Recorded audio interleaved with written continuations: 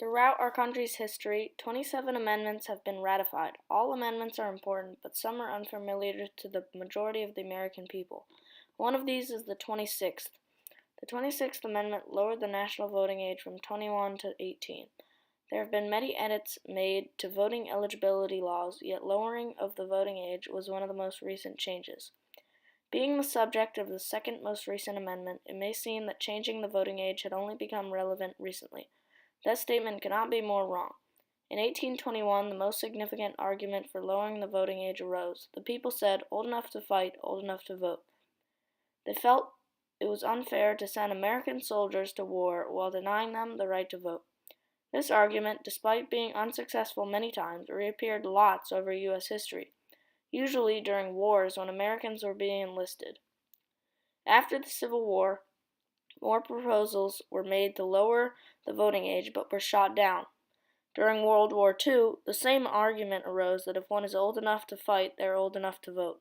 In 1942, more than 4 members of Congress introduced proposals to reduce the voting age, which weren't successful at the time. One of the representatives was Jennings Randolph of West Virginia.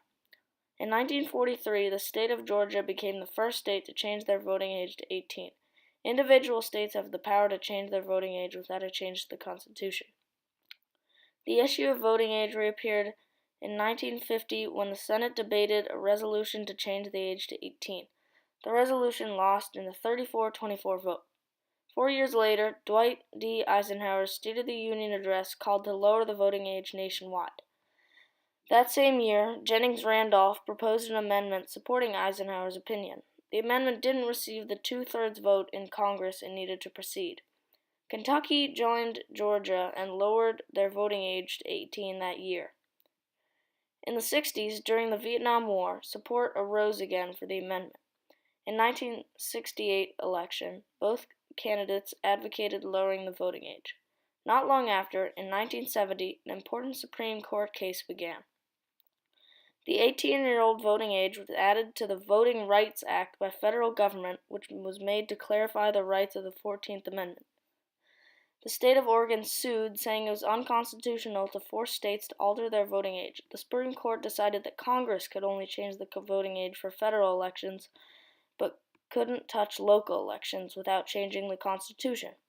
In response to that court ruling, Jennings Randolph once again proposed an amendment that would lower the voting age to 18.